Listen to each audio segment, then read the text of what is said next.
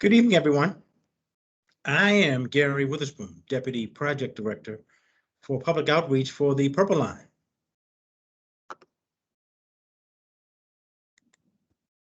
On behalf of Governor Larry Hogan, Transportation Secretary Gregory Slater, and incoming Acting Maryland Transit Administration Administrator Holly Arnold, welcome to the 8th Community Advisory Team meeting for the Riverdale, Glen Ridge, and New Carrollton areas. Due to COVID restrictions, we are trying the standard Teams format. It's a little different and we hope easier to use than last time out. Please bear with us as we navigate this round of live public meetings, and please make sure your phones are muted. This evening's presentation is being recorded, so you'll be able to find it later on our website, purplelinemd.com. That's purplelinemd.com. Along with responses to questions we could either not answer or could not get to tonight. Next slide, please. Tonight, project leaders will introduce themselves and we'll go over ground rules for the meeting. We'll discuss project status, the light rail vehicles, get a construction update, and we'll tell you how to stay up to date on the project. Then we'll open the floor to questions. Here are our project leaders, beginning with Matt Pollock. Next slide, please. Well, good evening, everyone. I'm Matt Pollock, Executive Director for Transit Development and Delivery, and I am responsible for delivering the Purple Line. Next, I am pleased to introduce Purple Line's Project Director, Vern Hartsock. Thank you, Matt, and good evening again, everyone. Once again, I'm Vernon Hartsock, the Project Director. I'm responsible for the design, construction, and operations of the Purple Line. I'd like to now introduce our Acting Deputy Project Director, Anita Rogers, who recently accepted a very well-deserved promotion to become our newest member of the senior leadership team. Anita? Good evening, everyone. Again, my name is Anita Rogers. I am the Acting Project Director and Contracting Officer for MDOT MTA. It's an honor to be here tonight. Just to give you a little background about myself, I have been with MTA for 6 years, and of those 6 years, I have been with the Purple Line since 2017. I'm responsible for the contracting, project controls, project administration, and in addition to that, diversity and inclusions. I have a great team that works with me and supports me, and I look forward to taking this project to completion. Back to you, Gary. Thank you, Anita. Now for some ground rules. We ask that everyone is treated courteously and with respect. No rude comments, please. Everyone should feel welcome to participate. Please hold your questions until the end of the meeting and take turns one at a time. Wait to be called on to ask a question. Please raise your hand using the icon on your screen, and we will accept questions and comments first from CAT members and then elected officials, and then from the general public. All participants' lines will be muted until we open up the Q&A part of the meeting. The chat function will be monitored during the meeting, so you can also type in your questions as we go along. Next slide, please. Tonight, we'll cover the segment of the Purple Line that includes the following stations: Riverdale Park, Kenilworth, Beacon Heights, East Pines, Glen Ridge, and New Carrollton Metro. Now I'm going to send you back to Deputy Project Director Anita Rogers. As Vern said, she is the newest addition to project.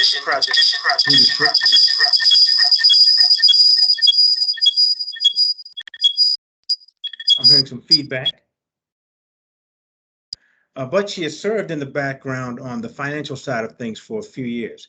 You might have seen her letters cited in the Washington Post. Collectively, Matt, Vern, and Anita represent the new leaders of the Office of Transit Development and Delivery, which oversees the project for the MDOT MTA. Anita? Thanks, Gary. So at this time, I will give you the Purple Line project update. As far as the settlement agreement is concerned, it was approved by the Board of Public Works, which is the BPW, and the Purple Line Transit Partners has started this procurement process to resolicit the project for a new design build contractor. MDOT MTA jointly with PLTP will have a final approval over selected replacement for the design build contractor. In addition to that, MDOT MTA, has continued to manage and advance the construction during this interim period. In addition to that, we've been working very hard in the last 6 months, and I want to bring you to an update progress made to get the new design builder on board. Next slide, please. As you can see, January, our concessionaire, who is the Purple Line Transit Partners, issued a request for qualifications to several firms that previously expressed interest in working on the Purple Line project. In March, PLTP received some qualifications from a number of firms and wilted that number down to 3 qualified design build teams who received the request for proposals. And these 3 teams consist of first, Maryland Transit Solutions, who is comprised of Dragados USA and OHL USA. Secondly, we have Hallmark International. And thirdly, we have Tutor Perini Lunda, who is a joint venture. These 3 proposal teams are currently reviewing documents. They're asking questions. They're conducting site visits. They're performing due diligence to evaluate the project. And at the request of the 3 proposal teams, the state, along with PLTP, have mutually agreed to extend the solicitation period for 60 days. And this will allow the teams more time to price the work going forward in a thoughtful and competitive manner.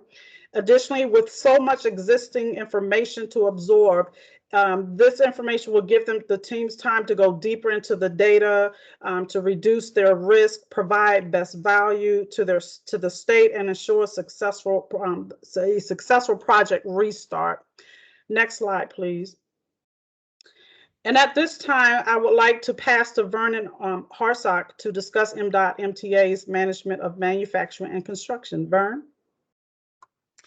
Thank you very much, Anita. Yes, beginning with an update on the light rail vehicles. Now, just to mention that our light rail vehicles are 140 feet long, and they're built with the 5 segments known as the car shells. These car shells are fabricated in Spain and painted there, then shipped to the main factory in Elmira, New York, where they're populated with electromechanical systems and joined together, and all the safety testing is done to commission them as a light rail vehicle. A little bit of production status update. All of the 130 car shells to build the entire fleet are fabricated. 94 of them have been painted. 82 are in Elmira, New York for assembly. 5 are in transit from Spain to Elmira, and 7 are awaiting a shipment from Spain to Elmira. Next slide, please.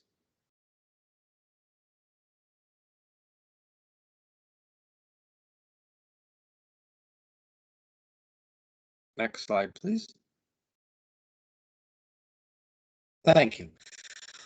Now, I'm going to talk about the work that MTA has managed over the last 6 months, but let me begin by saying that whenever you're building a light rail line, the first order of business is always utility relocation, because in the building of a light rail system, we have to bury lots of infrastructure in the ground, including drainage systems, sub-ballast, ballast, railroad ties, track, overhead catenary system foundations and poles. Those foundations, each of them can go up to 19 feet into the ground.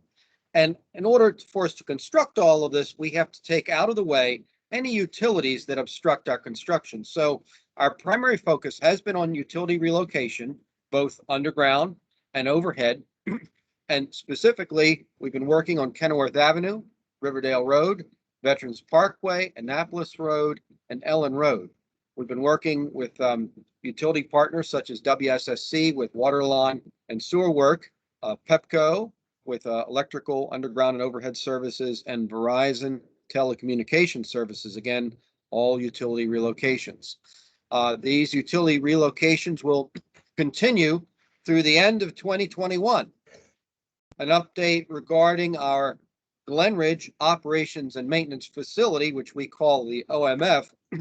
We've continued the wall construction at the Glenridge OMF. The installation of the permanent utilities is right now underway, where we're bringing water, sewer, power, gas to the facility, and then we'll be able to occupy it and commission it, as well as we've completed the substructure for the access bridge from Veterans Parkway to the Glenridge Center over the future Purple Line tracks. Next slide, please. Now, we're going to show some progress photos here. We see underground utility relocations along Kenilworth Avenue. Next slide. Here we have underground utility relocations on Ellen Road, and you also see the accompanying flagging operations. We always conduct our work in the safest possible fashion. Next slide, please. Now, I spoke about the OMF. The Glenridge Operations and Maintenance Facility is depicted on this these pictures. We see the exterior view on the left and the interior view on the right, with showing what's called the inspection pit, where in the future track will be laid over those pedestals. The trains will drive over there, and workmen will access the underbelly of the train through the pit and do inspections for maintenance. Next slide, please. Here we see waterproofing applications on a wall adjacent to Ellen Road taking place. Next slide. Now I'm going to talk about our 6-month look ahead in terms of what we plan to achieve, again, under the state-managed construction efforts. We're again going to continue those utility relocations involving both the overhead and underground work. And this is going to continue up through the onboarding of the new design build contractor, as Acting Deputy Project Director Anita Rogers mentioned a few minutes ago.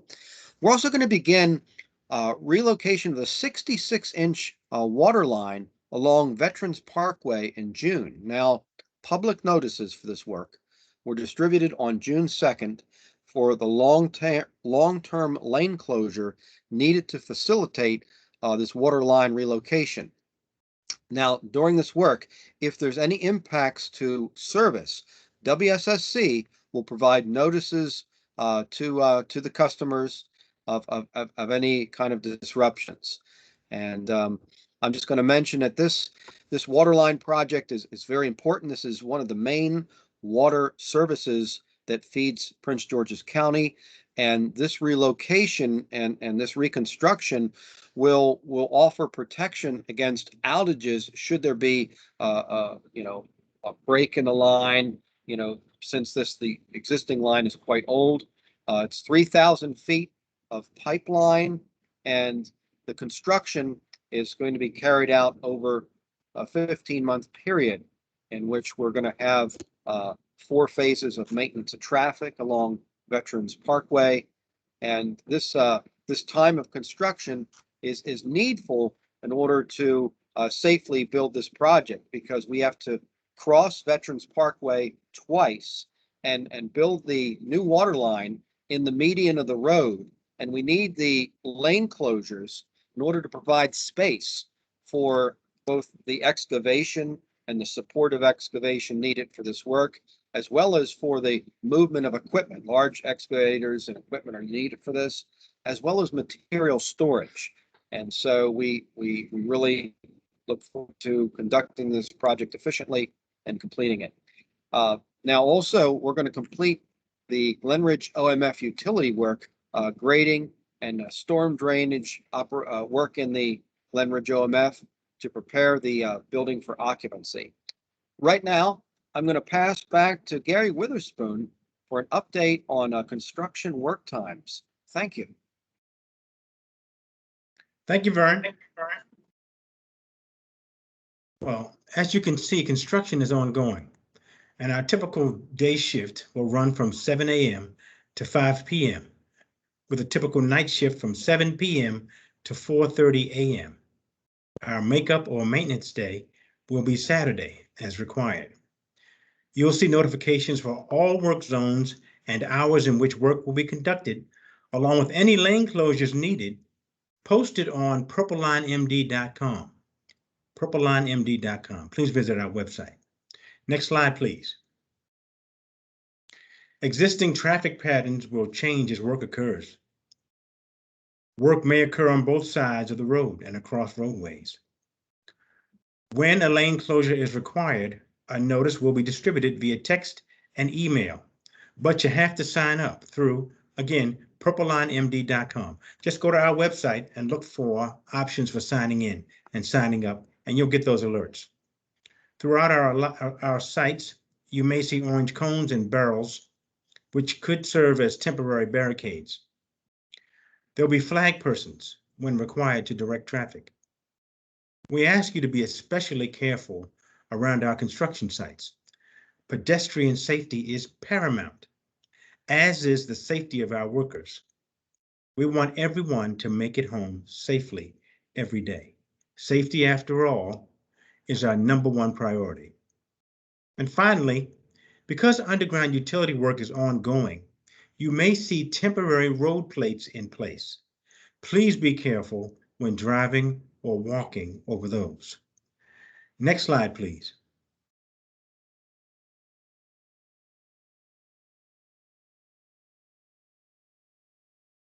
The M.MTA has a business engagement team in the Purple Line Project Management Office to foster relationships with those businesses along the alignment that may be impacted.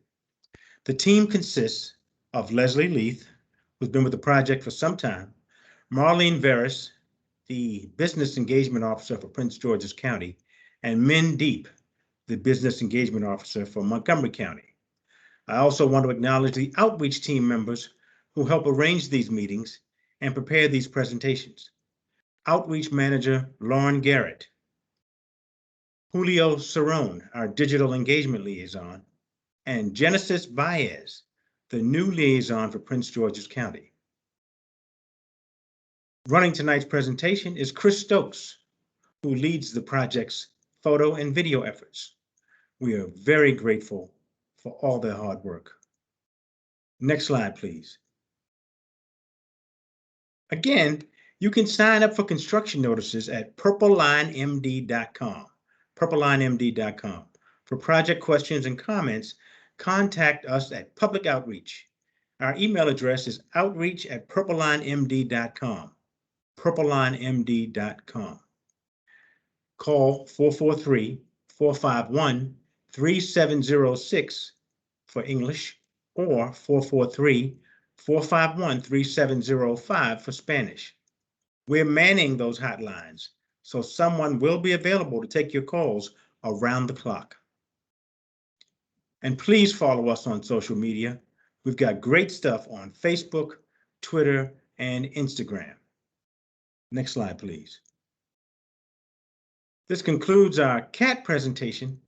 Before we open the meeting to live questions, we'd like to invite local elected officials to say a few words. And I'm going to ask Delegate Nicole Williams if she has any words for the CAT meeting. Okay. Oops. Surprise. Can you hear me? Yes. Okay, great. Good evening, everyone. And thank you so much for the presentation this evening. And I always enjoy getting all of the updates about what's going on with regards to the Purple Line. Like many folks on this call today, you know, as I'm driving around, going to the grocery store or going to pick up laundry and things like that, you know, I see the work that is starting to take place. And I think like most of us, we're just very anxious to see the project just come back to its full construction that it was prior to everything.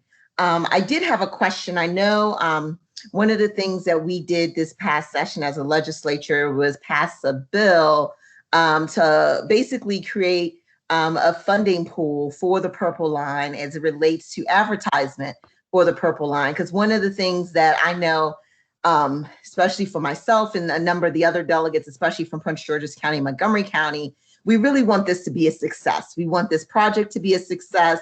We want this to be a success for all of the residents who live within the communities that the Purple Line is impacting. And I noticed that the governor vetoed that bill that would allow additional funding for just promotion of the Purple Line and things like that. And so I know we're still trying to nail down the contractor, but just wanted to kind of get a sense from you guys about how, whether, I guess, what is the plan given that that bill was vetoed with regards to just ensuring that once everything is back up and running and the construction is completed, that we will have the full ridership that we originally anticipated when this project was first coming to fruition, especially in light with the pandemic. You know, people's work patterns have changed, travel patterns have changed, and those of that nature. Well, I'll offer, first of all, that marketing strategy has always been part of the plan for the Purple Line. We haven't come to that point yet where that's been developed, but a plan will be developed that will address that issue. And we are confident that the public will be made aware of the project. And the public is aware of the project because they see what's happening outside their doors. And it'll be very publicly presented when the time comes. So there will be a marketing plan put in place ultimately. We just have to get to that point, but we need to get the vast majority of the project built before we move in that direction. Matt, do you have anything else to offer on that front? Yeah, absolutely. And, thanks for the question, Delegate Williams. The way it tends to work with these light rail projects is as we get probably within a couple years of getting ready to start the revenue service, we start putting together internal committees basically designed to get us along the path to startup. Because what's going to happen is we'll go from really kind of an internally focused group, staring at the ground and looking at the construction and everything, to more outwardly focused, because we're not only going to have to do our marketing, we're going to have to interface very closely with the fire and security companies to make sure that everybody knows how to interact around not only our new facilities, but along our right of way. We'll have to teach all our emergency services workers how to interact with our overhead catenary, how to respond in emergencies. We'll be working on the testing program. We'll be, helping the public understand, the idea that trains are going to be passing through these grade crossings where before nothing was going before. So absolutely, there's going to be discrete steps taken to do this planning, and we'll be there all along the way. And I think you'll probably see this starting to happen, and we'll be happy to and want to and need to involve our elected officials as we take this forward.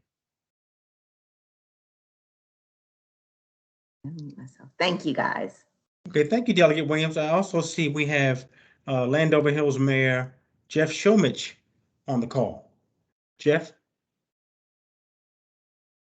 Good evening. How are you?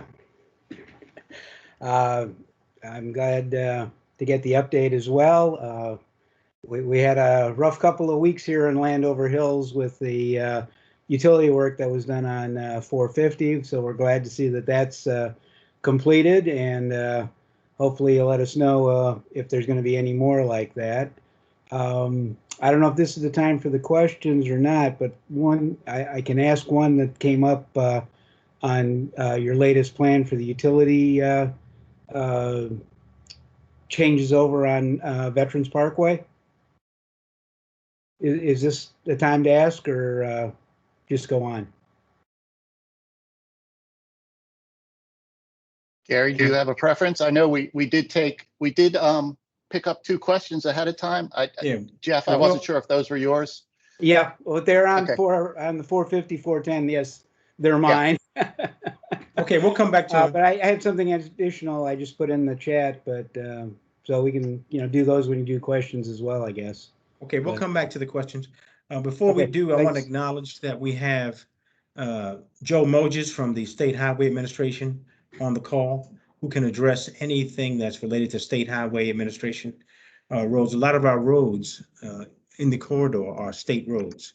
So Joe has been a very strong presence in the project, and he's very knowledgeable about what's happening out there, and we're very happy to have him on the project.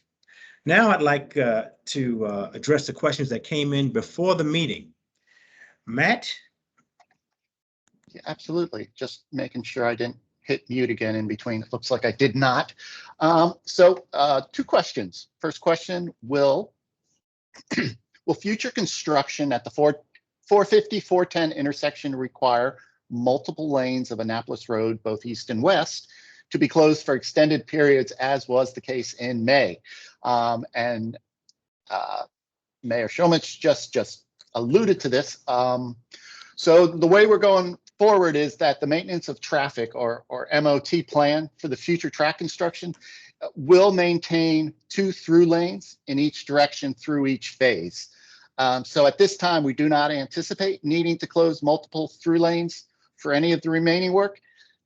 Having said that, we are bringing in a new design builder. So there is a potential that the new design builder may seek approval of alternative MOT plans. However, that would still have to go through the full SHA approval. And there's a good chance that the design builder would take the already approved MOT plans and move forward with it. The second question, if construction requires multiple lane closures on Annapolis Road, is it possible to open more than one lane when work is not being done and conduct work beyond the overnight hours? The answer to this one is it depends. So it depends on the work that's being performed. So for the recent work that took place in May, certain portions of the waterline construction had to be protected as they extended into the travel lane, and that type of protection could not be removed during non-work hours. So in that case, you require the 24/7 lane closures and the barrier walls for protection. If there are possibilities that we can, open additional lanes when work is not being performed, we'd certainly want to make that available.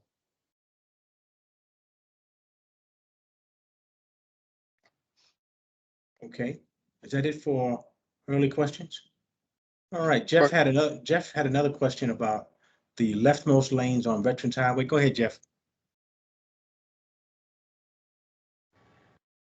Okay, I guess I'm unmuted now.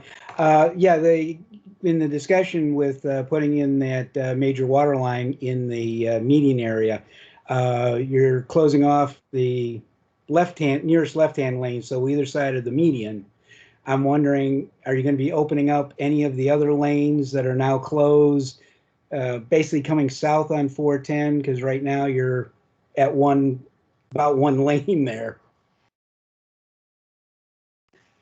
For that one, I'm going to call upon one of our construction guys. I don't believe Pablo is with us, so I believe. I can take that. Okay.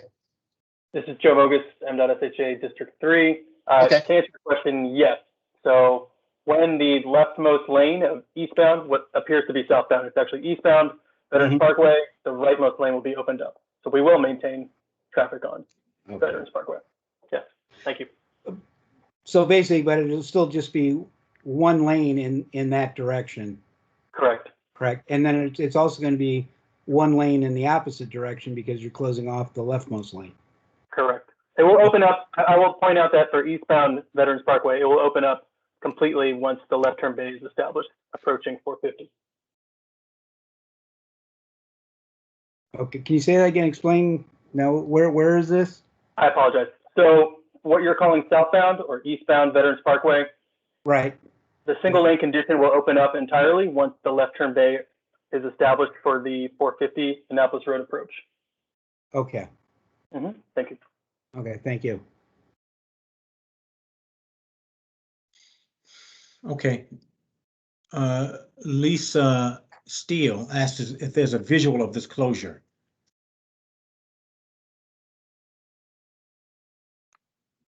I believe the short answer to that would be yes.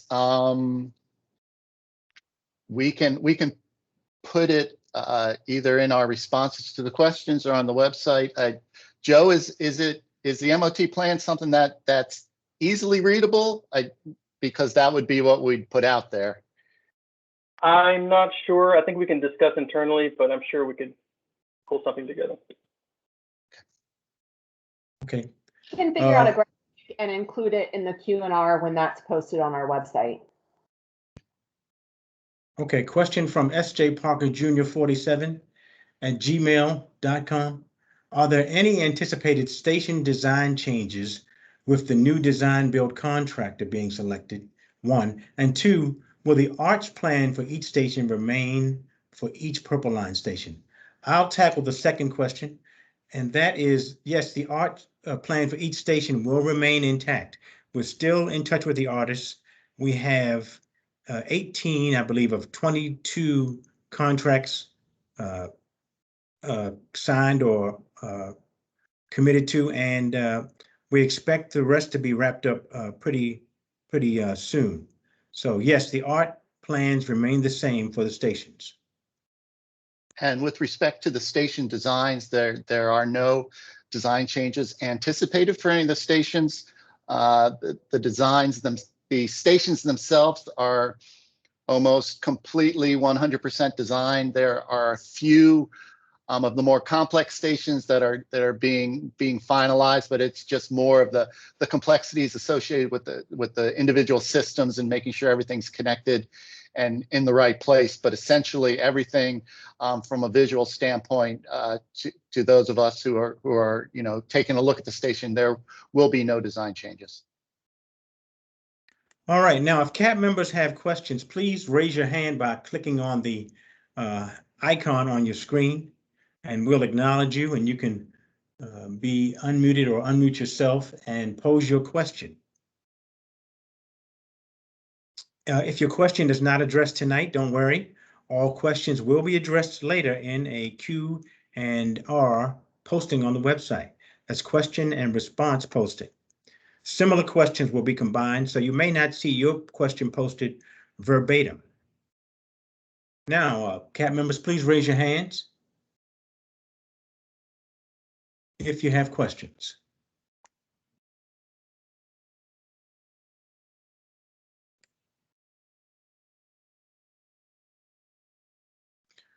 Okay, I see a question from Cynthia.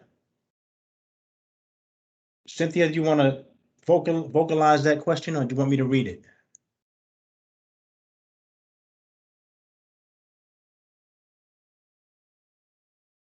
Okay, I'll read it.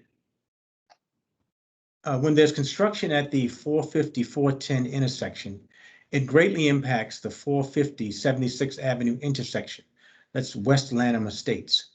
Sometimes the left lane, 450 westbound lane at Betts Parkway, is closed with orange cones that go into the 76th Avenue intersection. This prevents West Lanham Estates residents from being able to get into the left lane on 450 westbound. Please make sure your alerts include impacts to West Lanham Estates. Okay, I guess she's making a point there. Yeah, I mean, we appreciate the feedback. I think it's a valid request. We will take a close look at our MOTs, and as we're given these impacts, we'll try to address any alerts that relate to the surrounding neighborhoods. Thank you. Okay, Lisa, your hand is raised. Do you have another question? Well, yeah, I guess my question is just piggybacking off of the lane closures on Veterans Parkway, because I'm on that's my backyard basically. And currently, because of the construction, we're having to leave our community, which is butts Beacon Heights Elementary School, and go through Furman Parkway through Beacon Heights just to get to the giant grocery store. With those lane closures, is it going to be, I mean, we're already experiencing traffic trying to come in to the community. Has it been any consideration into the amount of traffic that's now going to be, redirected through Beacon Heights? because as it sits now, depending on what time of day, when with those other closures, the construction that was going on, you have to sit through maybe 3 light signals before you could even turn left onto Riverdale Road. And then it just stopped right there because of the construction on Riverdale Road. So you couldn't even get through to turn, and then to try to come into my community, it was a nightmare. Yeah, I think I'm sort of picturing what you're talking about, Lisa. I know that, that whole section of Riverdale Road is, not exactly the widest road to start with. And so when you get the construction in there, it really does, have a pinching effect. I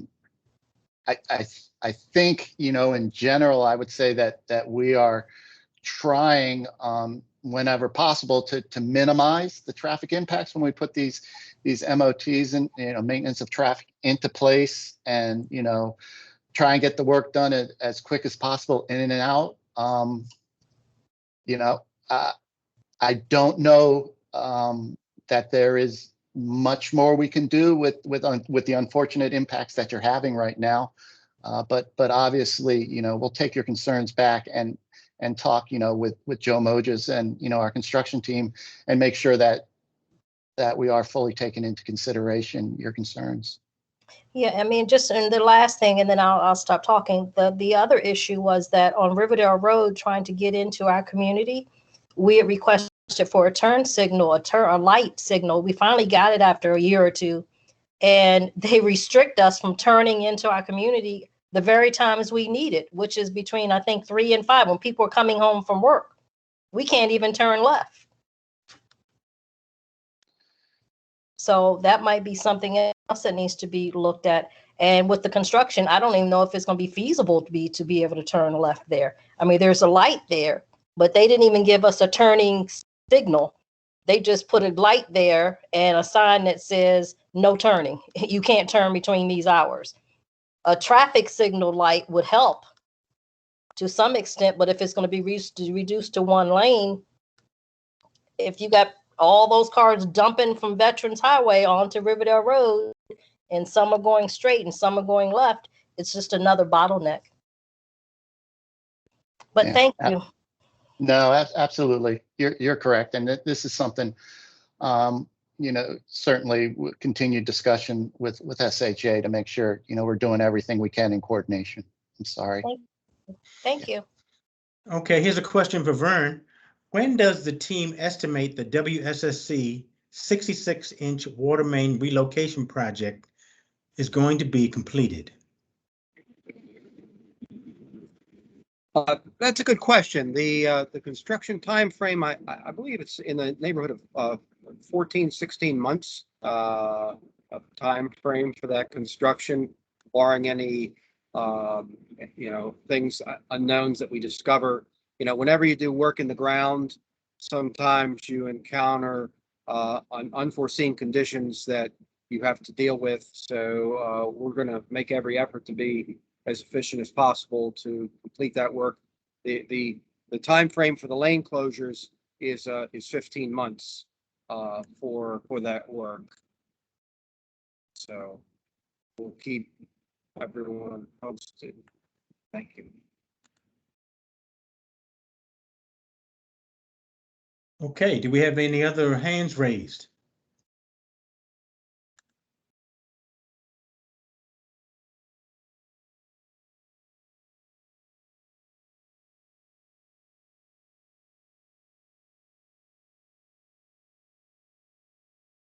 Any other questions from CAT members or the public?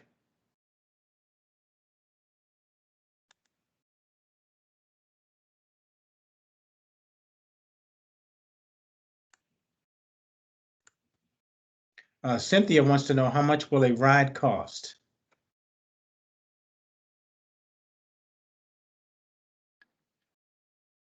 The short answer is we don't know at this time. If I understand the way it works, a lot of these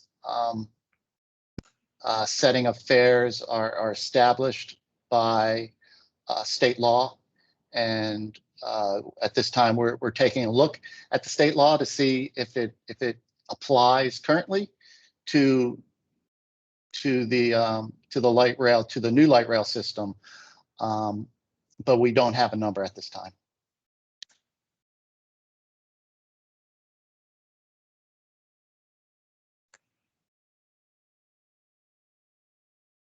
Okay. Any other questions?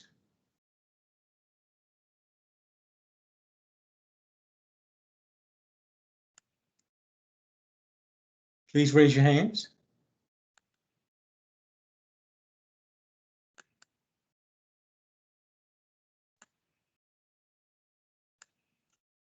Okay, seeing none, you can still send in your questions to our inbox. That's outreach@purplelinemd.com. Outreach@purplelinemd.com. And we'll accept questions for this CAT period until June 10th.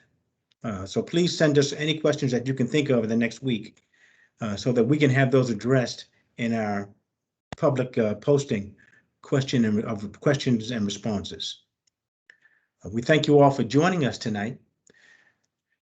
As always, you can reach out to us via the outreach hotline and send us any email anytime, and we'll try to have your questions and issues addressed as soon as possible.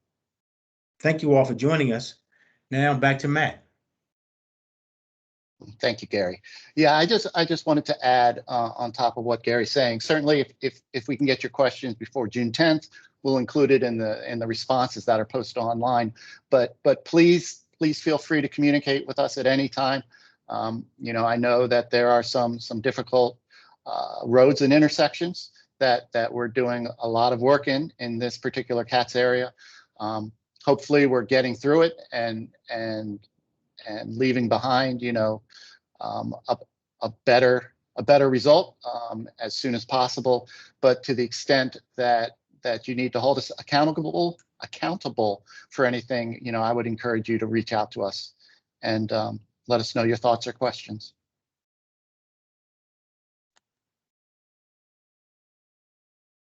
All right. Thank you for joining us. Good night, everyone.